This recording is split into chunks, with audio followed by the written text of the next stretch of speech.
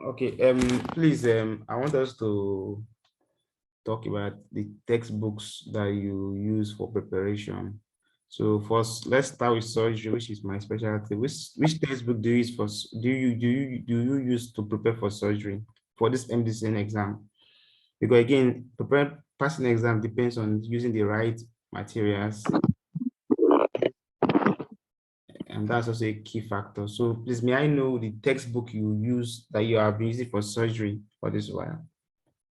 For surgery, for me, I using the guide. The guide, okay. Who else also have another opinion on that textbook that they use? Afolabi E. So please, can I hear from you? Yes, also the guide too. Okay. I also use the guide.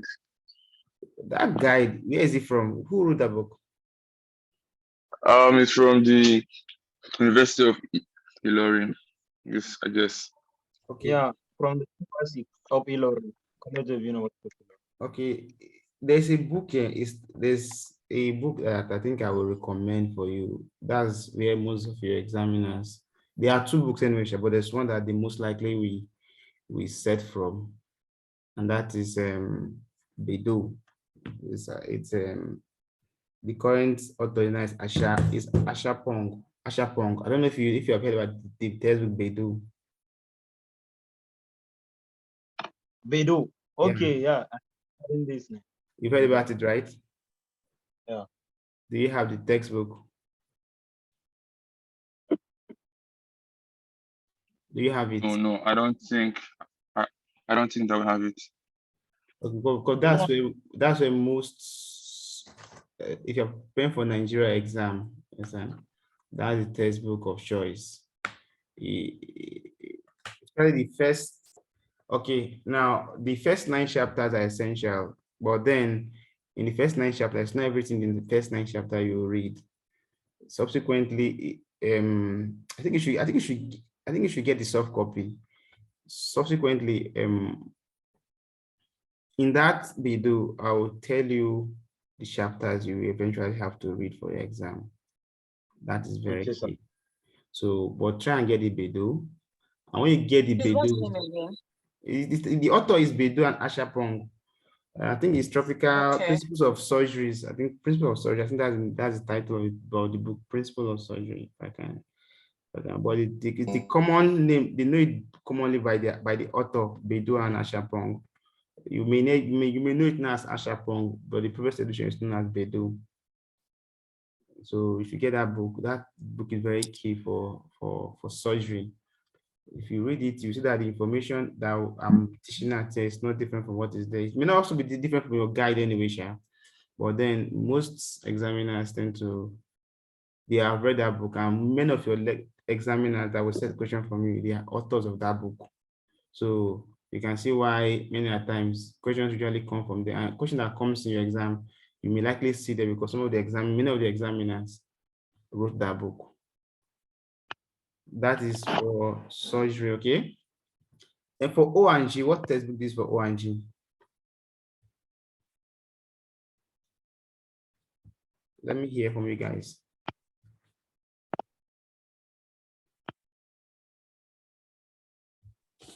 For O&G, we also have the guide. So the guide also have O&G. So I guess most videos put everything together. How big is that guide? Is it like a compendium, like a small book, like rule of thumb? No, you can't use that. You can use that to prep for exam now.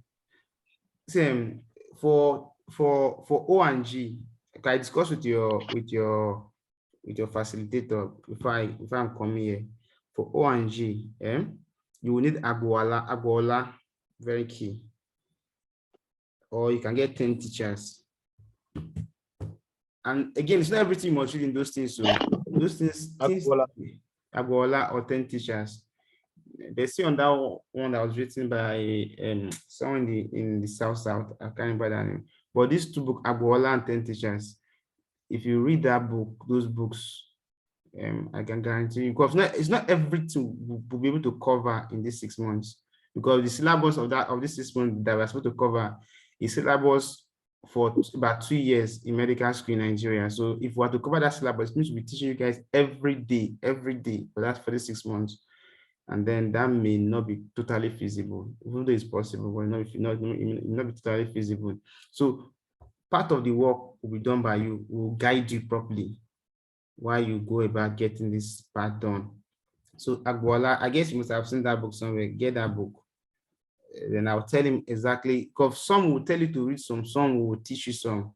So while we teach you some, over the week, you read what we teach you, and we'll give you some other, like me now, by end of today, I'll give you some topics you need to go and read.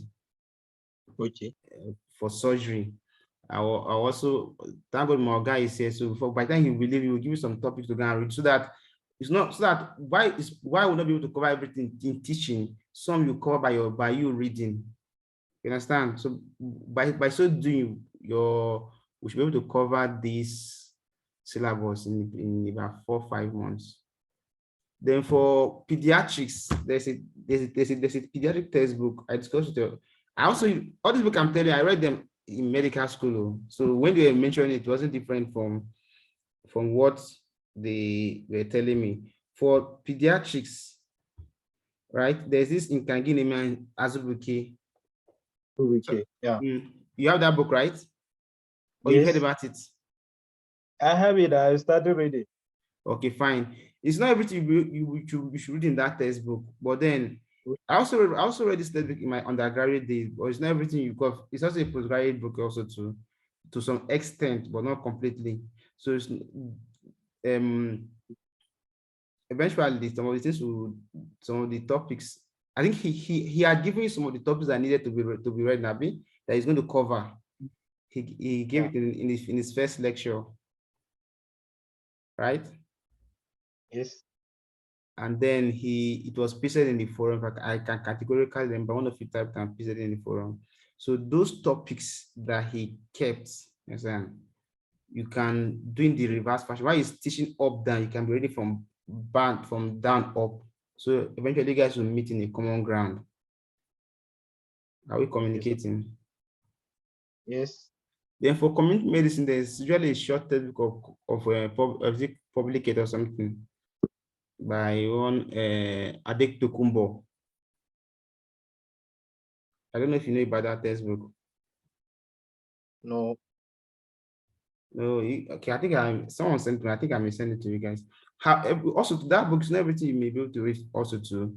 But for community medicine, whatever we'll be teaching you, that is very key, because we're going to focus on the key points and like those areas, those high yield areas eventually. So the lectures here will be very key for you, and then those texts will give you. So if we teach you here, you can go and read from those textbooks to further help your knowledge base.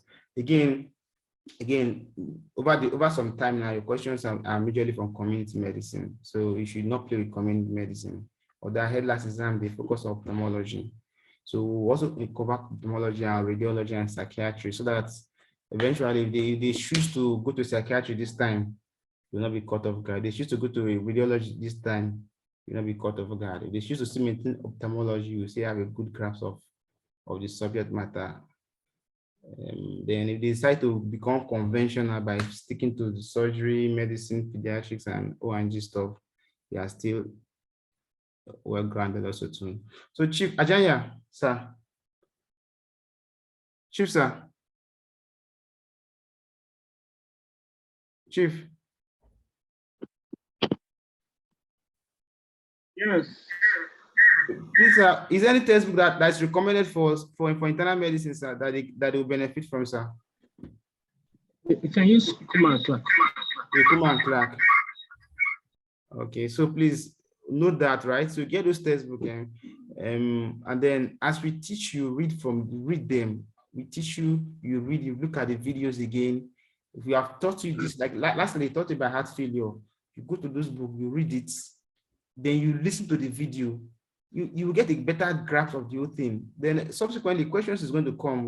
We're trying to, we'll eventually form a question base for you guys as time goes on, but that will depend on the effort you guys put That will determine how we'll be willing to go the extra mile for you guys. Having said that, do you guys have any questions you want to ask now before the lecture begins?